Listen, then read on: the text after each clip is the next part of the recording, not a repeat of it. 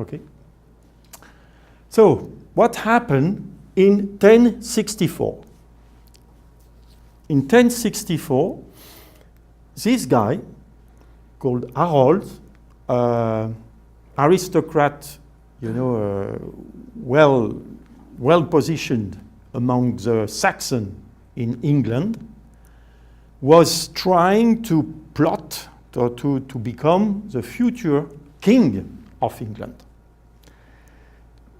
And at that time, the king was Edward the Confessor, okay?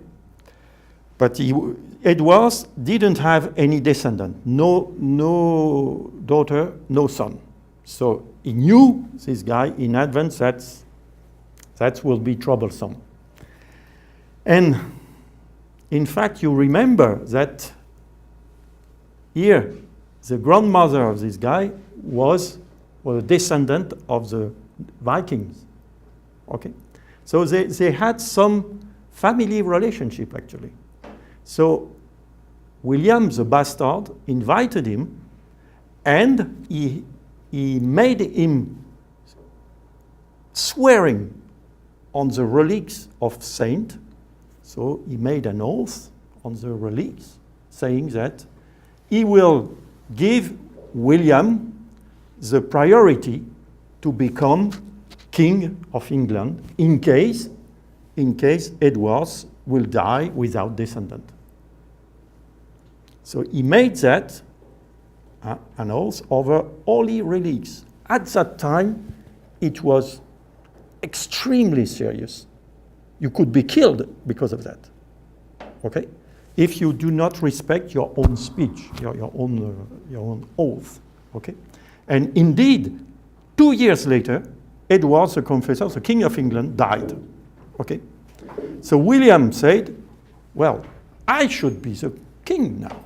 But this man, Harold, was already in England with all his troops, all his Saxons.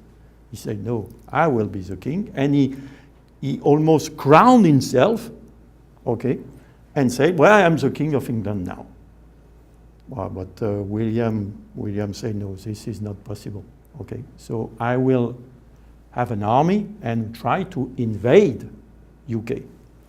So this is related, you know, this scene is on the tapestry of Bayeux, which has been produced in 1070. So this tapestry has almost 1,000 years. This tapestry is 70 meters long. I said 70 meters.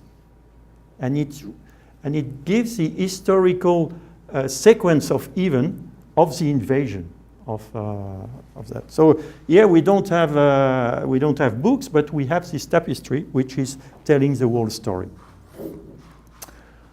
An interesting fact which can put you at that time, that the Halley comet was in the sky at that time, at that very time, okay? And for those people at that time, they were very superstitious, like the Romans. The Romans were terribly superstitious.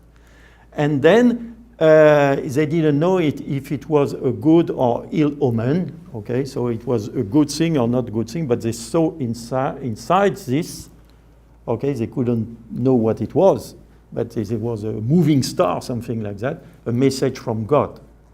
But what kind of message? A good or bad message? And William the Bastard said, it's a good message. He decided that it was a good message. But all his consultants said, well, we are not so sure. It's a good message. And then it was a battle. It was a battle, and a terrible battle. Well, I can tell you a lot of story about that battle because, frankly speaking, William was not in a good position against Harold. Okay, the Saxons were extremely well organized, and they had a big axis. I don't know, you know what is a axis, and they were terrible against the people on the horses, the cavalry, and then they had a terrible problem. They were so successful that William horned the retreat. Say no, I am all my cavalry is going to be killed. So he said, no, retreat now. And that was a big mistake from the Saxons, because they thought that they had the victory already. So they dismantled their ranks, very well organized. And when William saw that, right away, he horned again to go back to the battle. And the Saxons didn't have time to reorganize themselves, and they were all killed. All, one by one, no mercy, okay? Even Harold was killed. But more than that, 3 of his brothers, all the family were killed in the same battle. So the Saxon prince and all of that, who could claim the throne, were all killed in the same battle. And then for William, it was an overwhelming victory. And then he decided, well, now I am the King of England. Okay, so he started by William the Bastard, and now he became William the Conqueror. And the Pope was very influential at that time, was very pro him. And then the term bastard disappeared, which was incredible, okay? And then he became, at the same time, King of England and Duke of Normandy. And this is not good. This is not good, because Normandy was a duchy between 2 kingdoms, okay? France, you cannot have a king who has to obey to another king because he's Duke of Normandy. That's for sure. You can imagine that sooner or later you will have a problem. And then by a trick of law in 1204, Normandy is back to King of France. But the 2 descendants of the King of France on the one hand and the King of England on the other hand, the Plantagenet, that's for the Normand, and the Valois for the Capetians or the French, typically French, they start an endless war, which lasted more than 1 century. We call that the Century War. It's a 1 century war, okay? But of course, it was not constant war. It was segmented by short or long truces. But this was a terrible moment, okay? And you can imagine all the nasty things which happened at that time, okay? So people could see that this was the end of the conflict when Henry V, King of England, took advantage because King Charles VI of France was mad. He became completely mad. And then that has weakened, of course, the French. And the King of England was good to make a good agreement with another, with Burgundy. And so it was the beginning of the end for France, almost. And he managed to have a treaty so that his son, Henry VI, it's not 5, it's 6. Yeah, I'm sorry, 1 is missing. Okay, could be the king. No, his son. Yes, Henry VI could be the next king of France. But then came a lady. A single lady is able to overturn history. A single lady called Joan of Arc. There is a film on that. You can see this film, okay? And Joan of Arc started to regain, okay, completely confidence and legitimacy of Charles VII, not the 6th now, it's the 7th. And then she started a crusade to liberate France and Normandy from the English, okay?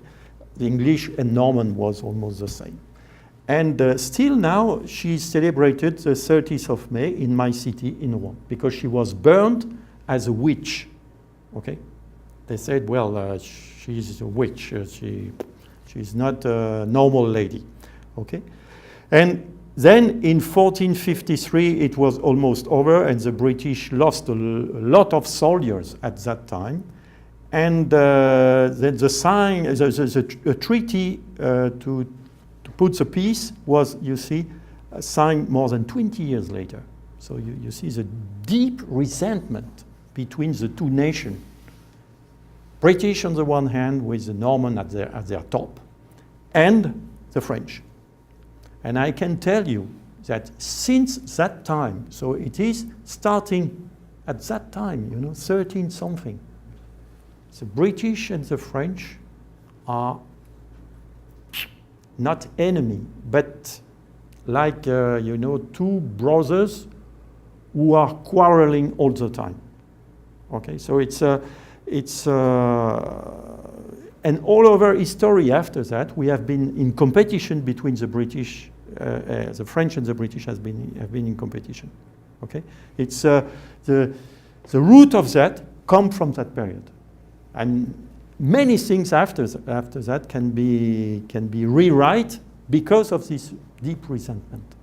Okay, think about, for example, with the Germans, we have been at war with them 3 bloody wars, 1870, First World War, Second World War, but we have no problem with them. Still with English, always problems. Okay, so you see, it's the roots of that are much deeper. Something, yeah, okay.